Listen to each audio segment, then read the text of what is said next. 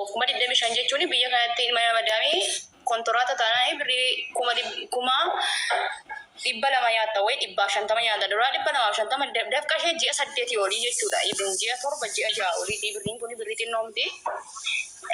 Abdii yoo dala jiraattu kottuu seen.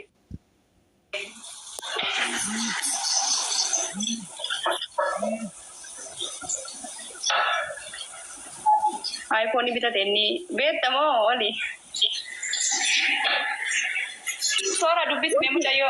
Oi, sora na dubbis mucayo. Kenna. Sagaleen si bira jira muuti qaba oti. Urjiin qabatte bar sagalee ishee ol kaastaa odeessitu meeshee maaliif sagaleen ishee nagaa'uun barbaada waan ishee jettu iyyuu. Kenna. Wayye. Sagalee kee ol kaasii meeti maanni ciisaa hirtaay? Akki dubbachaa jira konnekshinii kootu jeeqaa raddanaa sirrii miti. Konneekshiniin kee hojjetaa jira sagalee ol kaasii yoo eerfoon irra jirate irraa buqqisii sirriitti ol kaasii dubbadhu.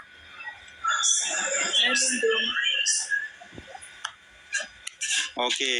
Warri beektan immoo taaptaap godhaa gaas sheer godhaati yoo azala jiraate haa dhufuun gaafannaa afaan nagaa. Kanaa achitti kan ergitee fi risiitii qabdaa ragaa garaa qabda taana rakkoon qabuun gaafattaa wanta jirumoo nuu deebisa. Obsaa gashimee namni walitti irra qabda obsaa gashaa. Jalqaba irratti akkamitti wal bartani kenna.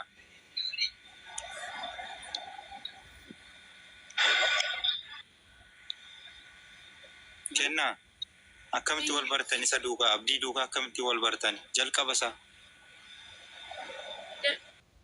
Jalqaba akkasuma wal barree kaafisa. Online irraa wal bartani moo iyyuu qaamaan isa beektaati? Ni qaamaan hin beeku. Garuu biyya keenya tokko biyya keessan irraa? Irraa fagoo. Hooyyee obsaa.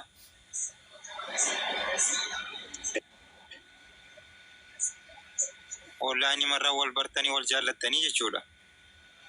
Kamuutiin irra qabu jedhinu. Waa obsaan nama seeraadha muhiiti irratti hin qabina gaas nu tabaabaruu illee danda'a biyya keessa waan jiruuf okkee haa dubbadhu mee obsa. Obsa dubbatu. Mucattiin eessatti wal barte mucaa kana dura? Gaafachaa irraa obsa sagalee ishee badaan nagaan weettaa online irraa wal barreechaa jirti kenna. Laale sora online irraa wal barreetti ergine osoo hin taane dursa eessatti wal baranii eenyurraa wal baran sababni itti wal baran hoo maali? Tokko san lammaffaa immoo kallattiin birriin kun itti ergameefoo sababni itti ergameef maali? Nama tokko online marraa wal bartee yeroo namni amma akkattoonni ta'u kana keessatti itti erguun isii akkami?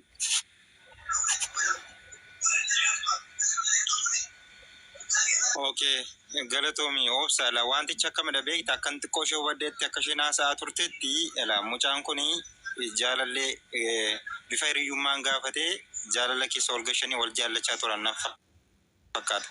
Ji'a 8 immoo akkam jettee na kakachiisii akka hiriyyaa hin qabne innillee naaf kakatee wal jaallachaa turre sanaan osoo jirruuti gidduutti immoo wanta yoo mana jaarisaan jira maallaqatu na hanqate maal jennaani maallaqan ergee fi jette. Sigalee maallaqa kan akkamitti ergite jaalallee ishee waan ta'eef ergiteefi jechuudha. Kan isaan wal baran online irratti wal barree jette.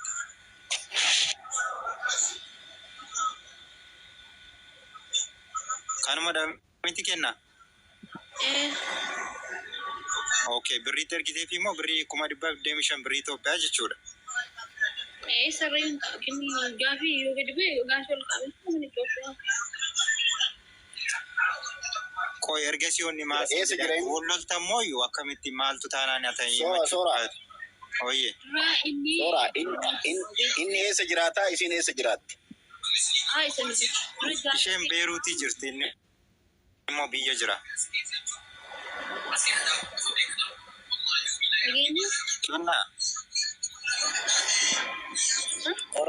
Oromiyaa sagalee ishee nageessuu baran sagalee ishee addanaa ba'uu dide bar baay'ee nagaamunatti. Dubbachaa jira beeyanii nagaamu ammoo. Ishi sagalee kee ol kaasa amma maaltu ta'e maarratti wal labdan amma isin qoyi wal jaallachaa turtanii. Inni jaallatee jira ana faana sinnaasaa nama biraa faana sinnaasaa. Sana argiteetu situ isa lolee moo isa amma si lolee si dhiisere moo akkamitti gargar baata walitti bu'iinsi keessaa maarrattidha. Ageenin ni jaallateerumoo fira gooti beektee fira goo yeroo gaafadhu ishee faanas hin jira kanaafiyyuu ageen gaafa dubbirri maajinarraa fuuta akka tokkotina siimi tokkos Itoophiyaa baas ergina namnichiraan bilbila ture. Okay, lamaan keessan jaallatee jira. Isin immoo wal bartanii walitti himtanii jechuudha. Akka wal jaallachaa akka lamaan keessan jaallachaa jiru. Okay, akkas taanaan bareeda. Dhufuu hin danda'u reemmatoota bilbiltee fi nuuf agarsiisii kanar. Isaan fareenaa. Soora ammallee. Ela maaltu jira obsa wanta jiru hunda isaa silaa osoo inni jiraatee gaariidha ture. Isa bira teessee. Dhaqee koo isirraatu muradhaa. Birrii tana wayita ergituuf isaaf ergite moo waanaa godhe jetteen itti ergite moo waa namatti ergi jetteen itti ergite tana lamaan addaan baasi. Kenna isa ofii makee ergiteef miti numti birrii irra kadde jennaan. Birrii rakkee adaraa geessa. Birrii rakkee namni waayee halkanii guyyaa natti ergeessa. Akkas dhawsa waanaa godhe osoo hin taane mana jaaraan jira. Birrii irra kadde jedhe jennaan hin ergeefi jette hiriyaa ishee waan na ta'e. Liqaadha moo wanti kun ilaali liqaadha moo kennaa ergiteef? Liqaa miti kaakko liqaa sin jedhamu kennaa sin jedhamu bar jaalala keessatti sii gale amma fakkeenyaaf nama tokko jaallatte gaafa jiraatte hiriyaa koodha. Koi addan sii baasa obsa. Hiriyaa koodha jettee ergiteef sii galee. Hiriyaa hiriyummaa moo erga kaadhe yookaas immoo hin kaanne nama biraa haasofsiisaa jira garuu kakatee jira nama biraa hin haasofsiisu. Atillee nama biraa haasofsiisin jedhee ishee kaksisiisee jira.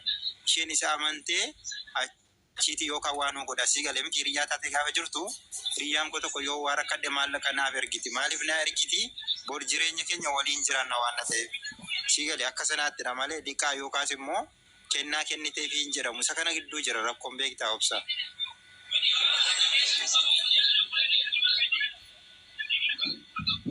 Oromiyaa. Wayyee abdii. Waa ta'e si gaafadhu eeyyama maadha gidduutti. Ayyimaan kun.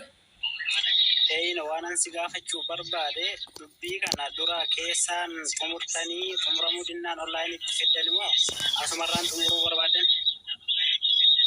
Dubbichi maalodha? Dubbii masa kana onlaayinii irraan fixuu barbaadan immoo keessaan dadhabamnan as baastanii siin jedhe maaliif akkasii kun baazawee yana dhaggeeffadhu.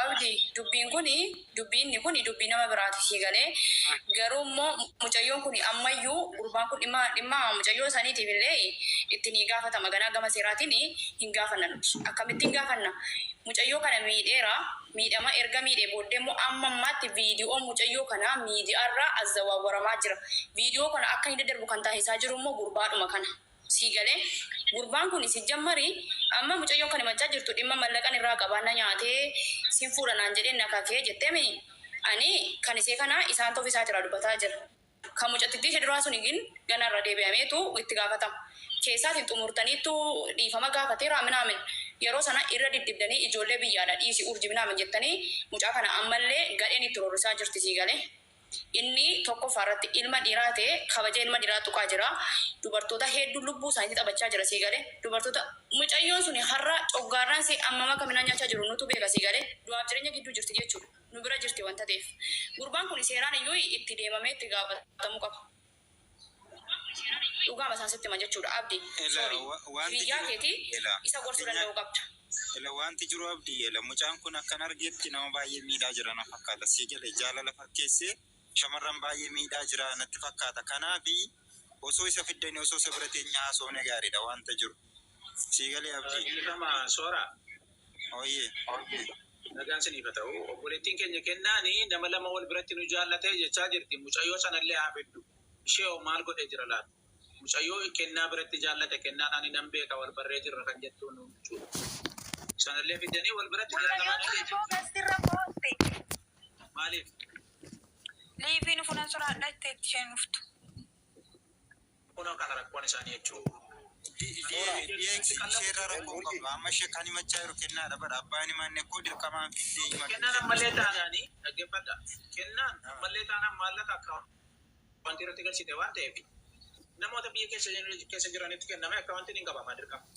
Maallaqni kennaa deebi'uu danda'a maaliif birriin na irrate mana jaaraan jiraa na hir'atee jettee kuna yaada kennitee jirti jechuudha. Na hir'atee jennaan na ergee jette. Malee waan bitee fi bishaan bitee fi hin jenne. Inni kun akka kanatti qabatamuu qaba. Sirriidha. Kanaafuu maaltu jira beekta DX dirqama birrii kennuufii qaba. Kanaaf nutama waan nuti jenne asirratti yoo dhufe asirratti isa namummaa isa oromummaa isa jaalala wal jaallachaa turan dhufe asirratti wanta jiru haasa'uu qaba. Yoo inni haasa'u jedhee asirratti gaafatamee didee immoo karaa seeraa deemachuudha isheen sii galee. Jalqaba asirratti baasuun maali barbaachisa? Osoo waa biraa keessan galiin gaafachuudha sii galee fedhii isaatiin. Yoo inni didee immoo gara jirutti deemtee jechuudha. Kanaaf amma mucaa warri beektanii sheeritti godhaatee waama ufee haasa'u rakkoon wanta jiru kana jiraa jedhee dhugaa jirtu. Ela soora wanta sinii galuu qabu kennaatiin mucaan birrii konaa deebisi jettee jennaani biloog ishee godhee jira. Azalaa dhufu kan mana kennaa jirra miti mana oromiyaa jirra asii haa dhufu sheeritti godhaatee haa dhufu warri beektan waama yoo dhagaa ta'e. Ila laali soora inni kun mucaan kun biyya keessa jiraami?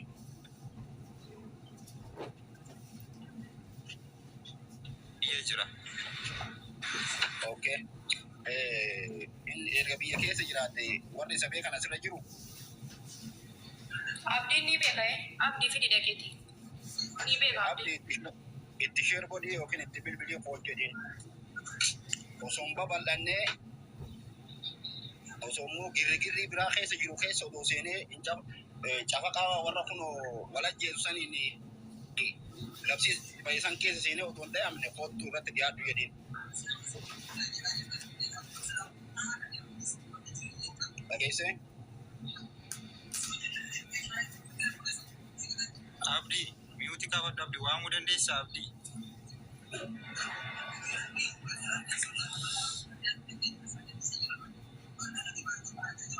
Kineessa jira biyya keessa moo bakkee jiran?